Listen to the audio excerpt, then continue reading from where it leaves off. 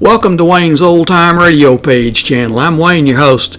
These programs are brought to you by support of our listeners. You can give your support at Patreon or PayPal, either one.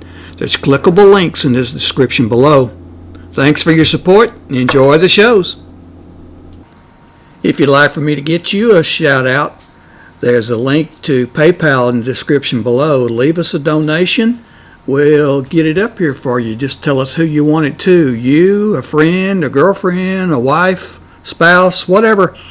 And we'll get it up here. From Hollywood, it's time now for... Johnny Dollar. This is Ed Porter, Mr. Dollar. You called my office? Yes, I'd like to see you as soon as I can, Mr. Porter. Well, of course. How long have you been in town? About a half an hour. Are you all squared away? I've got a room and I've had a bath, if that's what you mean. Well, then I guess you're ready to go to work. I will be as soon as I put on some pants. You sound in a rush. I'm always in a rush when I think somebody might be chipping us out of $100,000.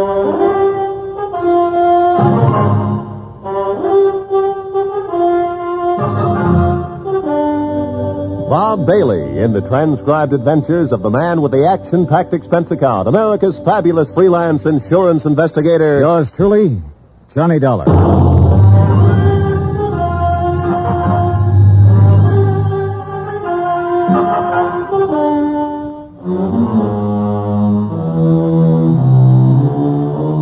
Expense account submitted by Special Investigator Johnny Dollar to Western Life and Trust Company, 826 Spear Boulevard, Hartford, Connecticut.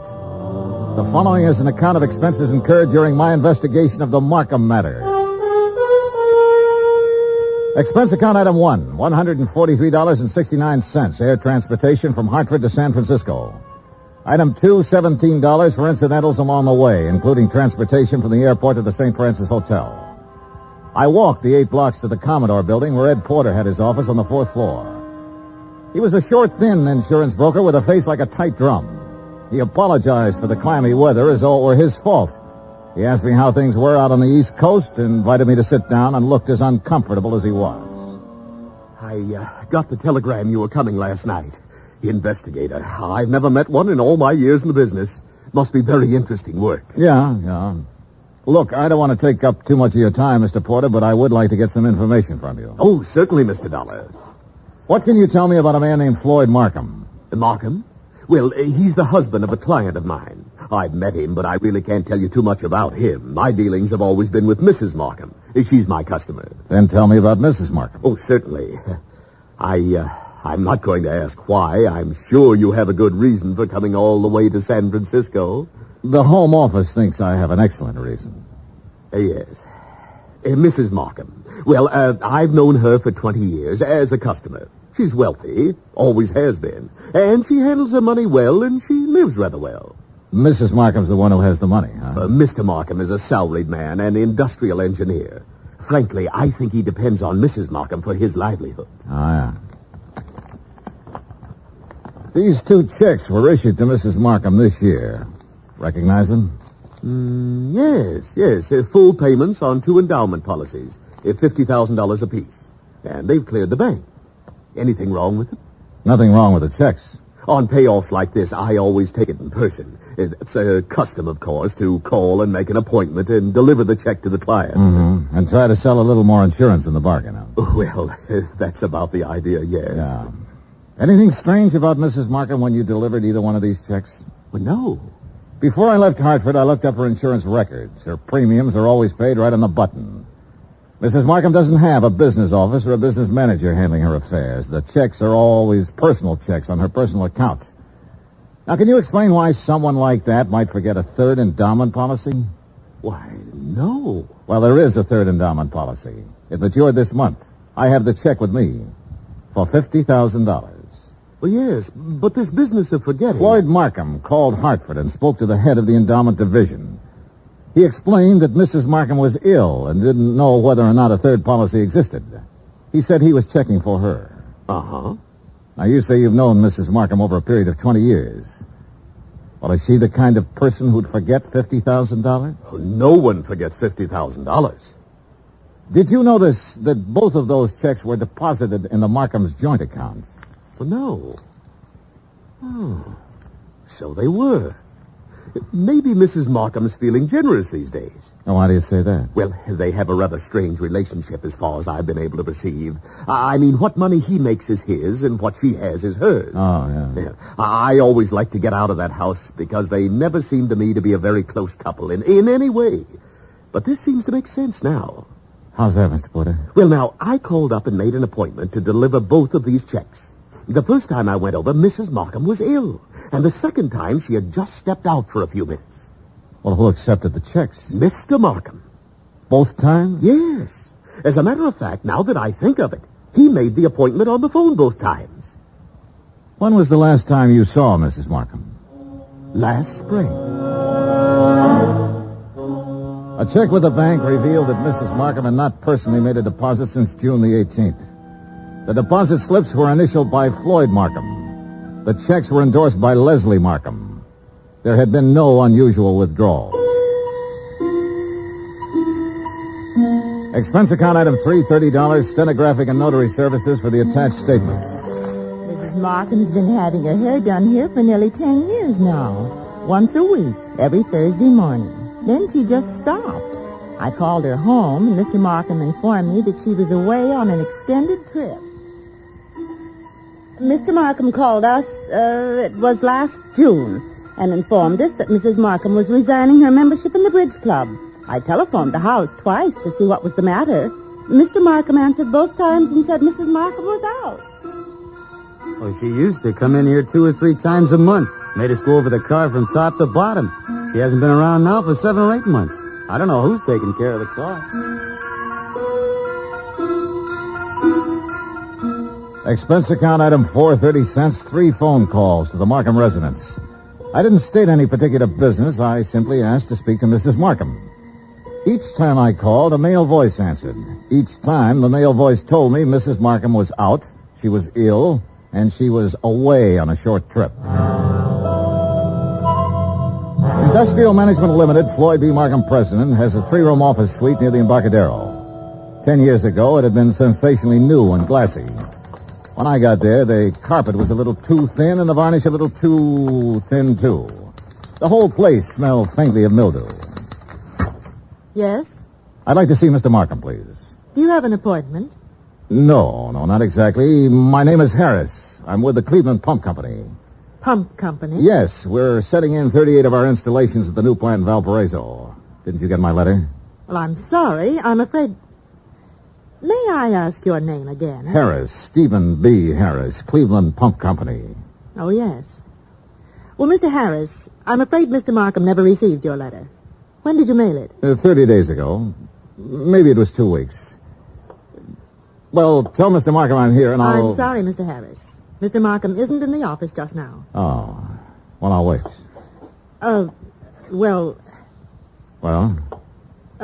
He won't be in today. As a matter of fact, he won't be in the rest of the week. Where can I call him? Well, I'm afraid that's impossible. Can't I call him at home? No. Now, look, is he in business or isn't he? Mr. Harris, Mr. Markham hasn't been in the office for 6 months or more. He's tied up on a rather long-range project. What's your name? I'm Miss Bidler. Why didn't you say that in the first place, Miss Bidler? Well, Who else can I talk to here? No one, I'm afraid. You mean that's all there is in this office? Just you and him when he feels like coming in? I'll tell Mr. Markham you were here. The Markham house was on Fiorella Street, about 6 blocks from the Fairmont Hotel. Stone walls, iron grillwork, tangling ivy. An old house that had been built by rich people for rich people to live in.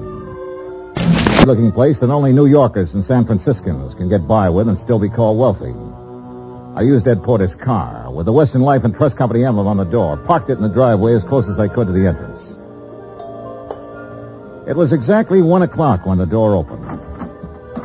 He was tall and pretty, with black hair and broad shoulders. Yes? What is it? I'd like to see Mrs. Markham, please. I'm Mr. Markham. Can I help you? My name's Dollar. I'm with Western Life and Trust Company. Mr. Porter called you? No, he didn't. Oh, well, I must have slipped his mind. He said he was going to call. What's it about? I brought a check from Mrs. Markham on her 3rd endowment policy. Oh. Well, I'll give it to her. She isn't in right now. Well, I'm supposed to deliver it to her. I'll come back another time when she's in. No, you can give it to me. I'll see that she gets it. I'm sorry, Mr. Markham, but I have Look, to give I know you want to give her the check and try to sell her some more insurance. She's just not in the market. And you can save your little spiel where it'll do some good. Oh, you misunderstand me, Mr. Markham. I have to deliver this to her in person. What's your name again? Dollar. Johnny Dollar. Come in. I'll wait till she comes back and make an appointment. Mr. Porter told me he'd made it for 3 today. She's here. Just come in. Why the runaround then? Mrs. Markham is desperately ill. I don't want to disturb her with things like this. Well, I'm sorry to hear that. What's the trouble? Very serious anemia. So if you'll just give me the I have check, a report to make out when I deliver this. I just Only take a minute to hand her the check. Then it'll be off my mind and off your mind. Now, look here, Mr. Didn't you call the company's home office about this check? I called because Mrs. Markham requested me to call. Oh, yes. Just wait here. In the little swirl of his exit, I smelled shaving lotion and guessed at the brand name. I also guessed that his suit cost $300, even if I didn't know what San Francisco tailor had made it. The shirt, the tie, the shoes were expensive, too. Yeah, Mr. Floyd Markham liked expensive things. I wondered if he dyed his hair to keep it all black. I wondered if he was 45 or 50. I also wondered why, in a house of that size, on that kind of street, a servant hadn't answered the door. This way, Mr. Dollar. He led me up a flight of stairs and finally into a high-ceiling room with a fireplace at one end. A gray-haired woman with a sharp, angular face was seated near the window, looking out over the city and the bay. She didn't turn her head when we came into the room, but I could see that her eyes were watery and slightly glazed. Please don't take too long and don't upset her. Leslie. Leslie, dear. Yes, Lord. This is Mr. Dollar from the insurance company. He has something for you. Now, be a good girl, Leslie, and speak to Mr. Dollar. How do you do? And ask him... Yes. How is Mr. Porter? Oh, he's fine, Mrs. Markham, fine. He'll be sorry to hear that you've been ill. I really would rather that you didn't tell Mr. Porter. Oh. I'm satisfied to make my own slow recovery and not worry any of my friends.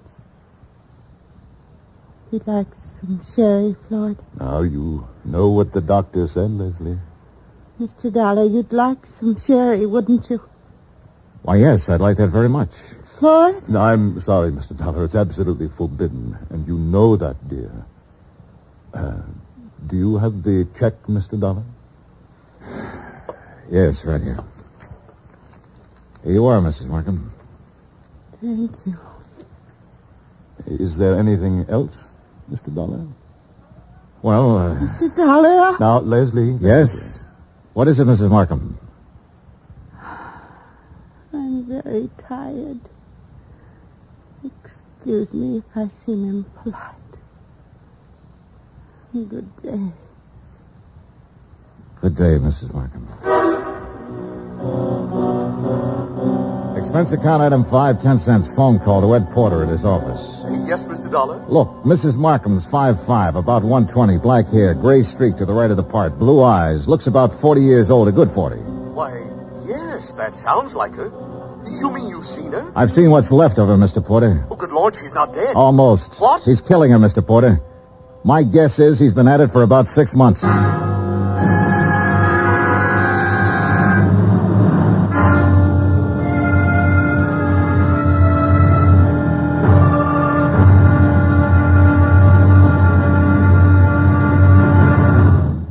Act 2 of yours truly, Johnny Dollar, in just a moment. Nobody will take a frown at face value anymore now that the word has gotten around about Jack Benny's return to the air. With Mary Livingston, Dennis Day, Rochester, Don Wilson, Mel Blanc, Frank Nelson, and Mr. Kitzel, nothing less than your very best smile will do for the occasion. Tonight, and every Sunday night, hear CBS Radio's Jack Benny Show and give your sense of humor a real workout. Now, Act 2 of yours truly, Johnny Dollar, and the Markham Matter.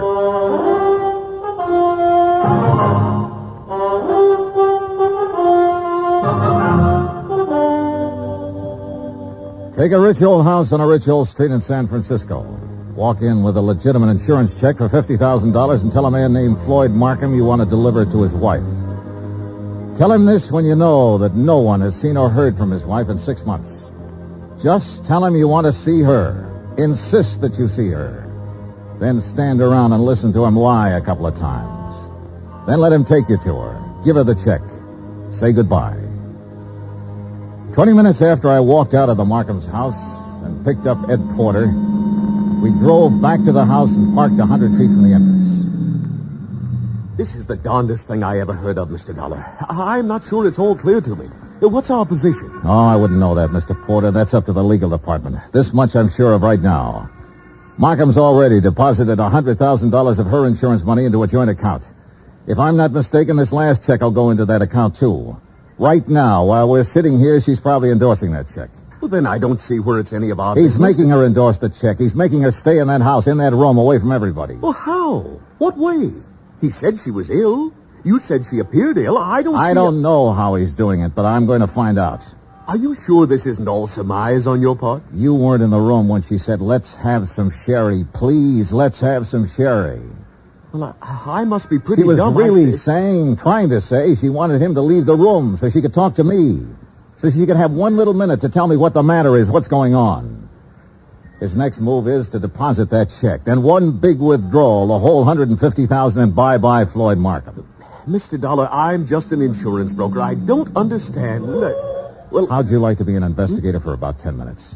Me? Yeah. You see that car that just pulled up in the driveway? Well, yes. The girl driving it holds down that dummy office of Markham's. Her name's Beidler. She might be in on this with him. And that's Mr. Markham leaving the house. Good. Now, look, here's what you do. Follow them. I think I know where they're going, but you follow them and make sure. Well, where are they going?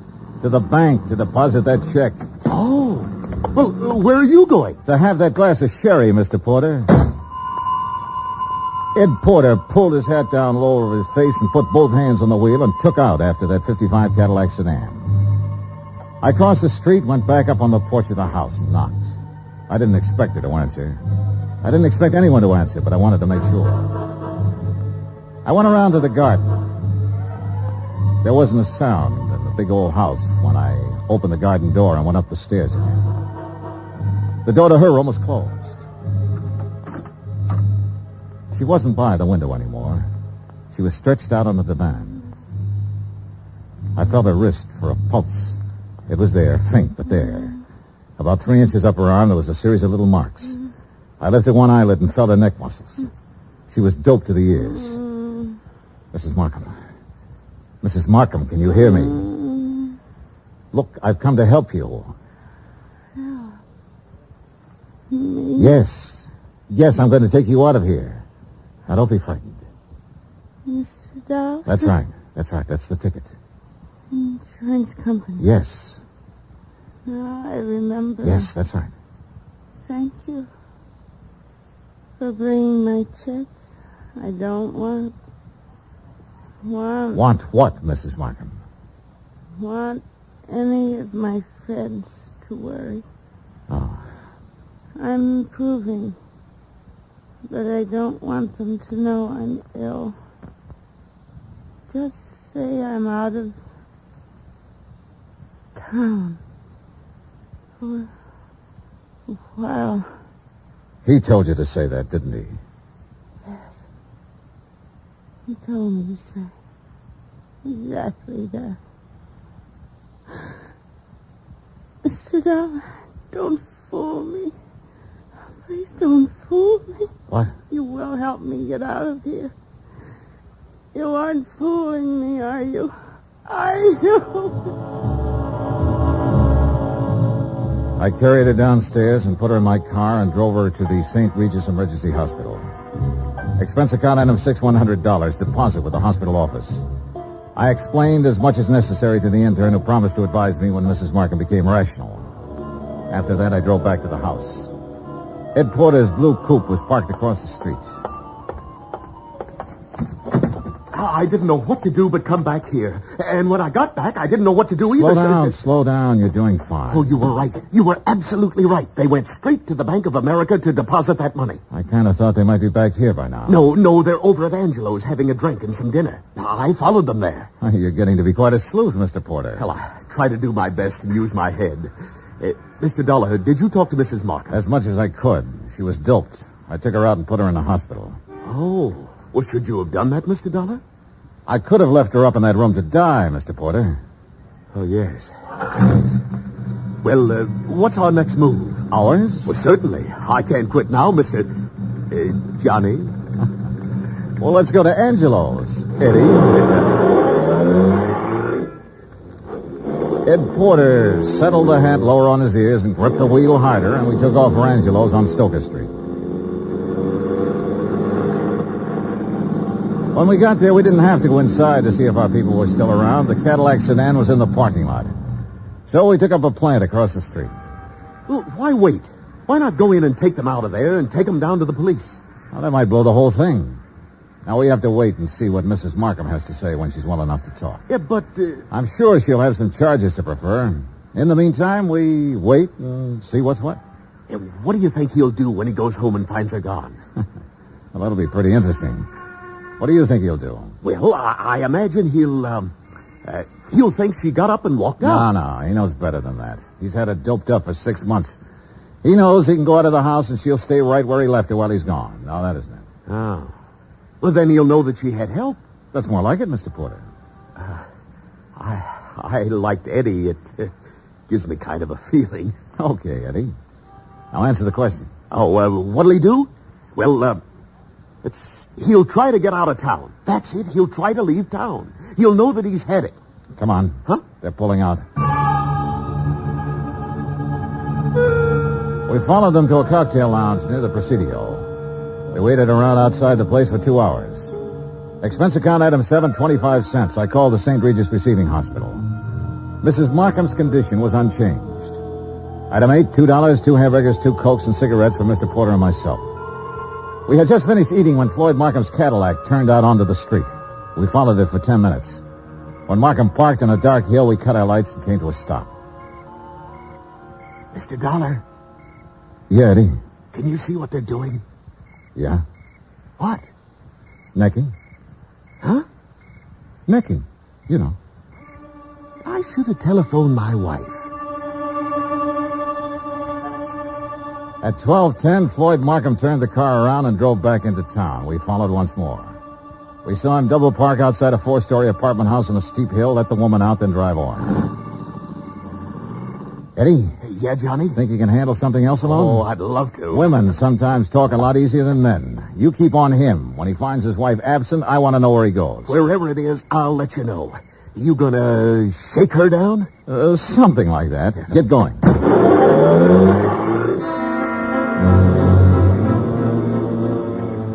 I watched my new assistant investigator follow out after Markham's Cadillac. Then I went inside the apartment house.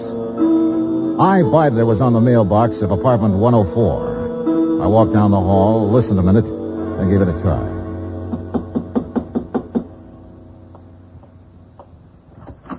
Yes?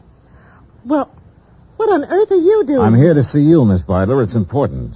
You're, Mr. Harris. I'm Mr. Dollar, Johnny Dollar. I'm an insurance investigator.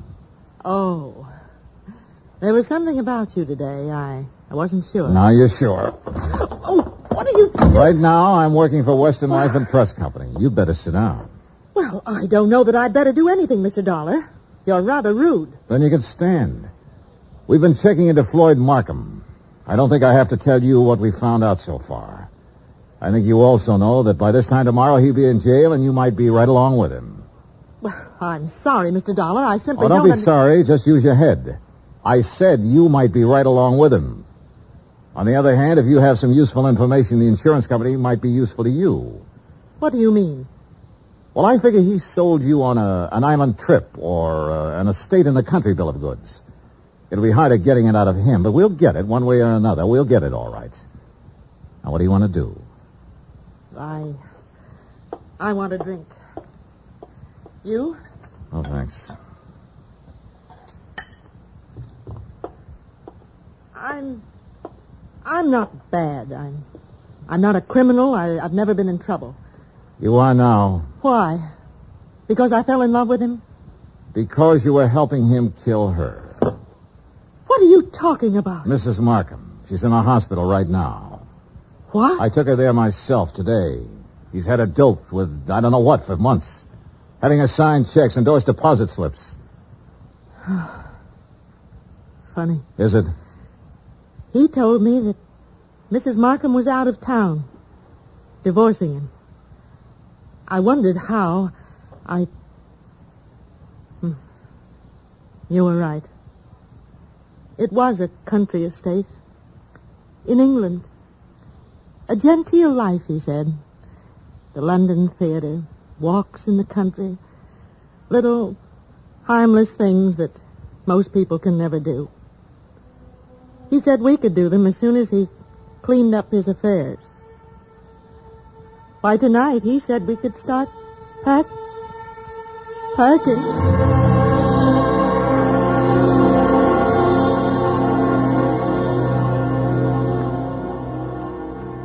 I took Iris Bidler with me back to the Markham house. The Cadillac was in the garage, and Ed Porter's blue coupe was pulled up across the street. When he saw us in the cab, he walked up. Hi. Hi. How's he doing? You can talk in front of her. Well, he hasn't done anything. I saw the light go on upstairs in Mrs. Markham's room, then it went out again. He's downstairs now, sitting in the living room. Okay. Wait here.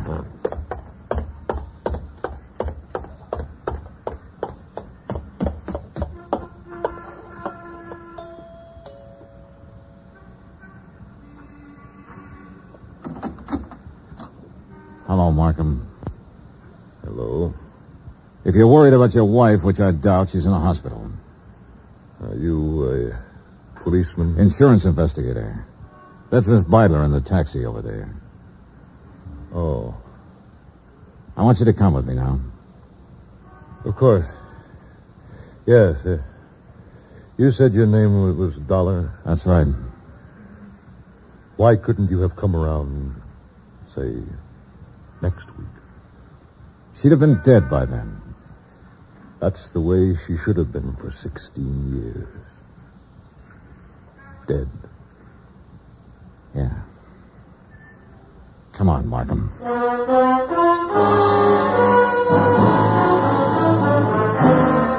Expense account, item 9, $102, hotel and board in San Francisco. Item 10, $116, airfare back to Hartford. Item 11, $42.16 miscellaneous. Remarks? They'll wind up in court. Mrs. Markham's charges will include attempted homicide, attempt to defraud, attempt to...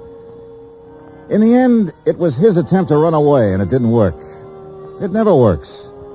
Even if you get away, you find something new to run from. Total expenses, $968.20. Yours truly, Johnny Dollar.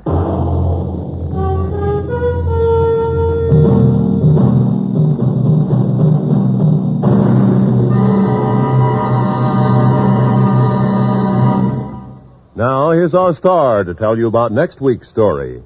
Before I do, I want to say something to you about Thanksgiving. Now, there's a day that deserves celebration. And heartfelt thanks to the God who made us for being the most free and peaceful and bountiful country in the world. And yet, why wait for next Thursday or any Thanksgiving Day? For Americans, it seems to me, Thanksgiving should be every day. Think about it, won't you? Next week in our story, New Orleans, the French Quarter, a beautiful girl, and high adventure. Join us, won't you? Yours truly, Johnny Dollar.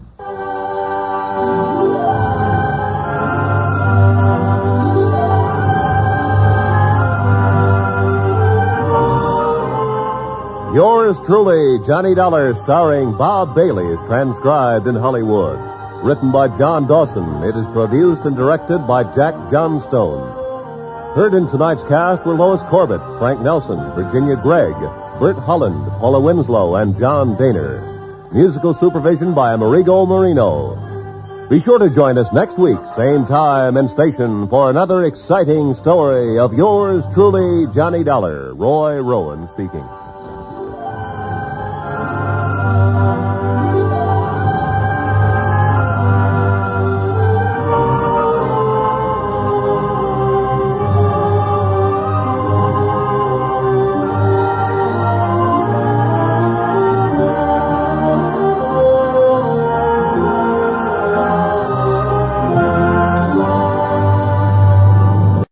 These programs are brought to you by support of our listeners. You can give your support at Patreon or PayPal, either one. There's clickable links in the description below. Thanks for your support and enjoy the shows.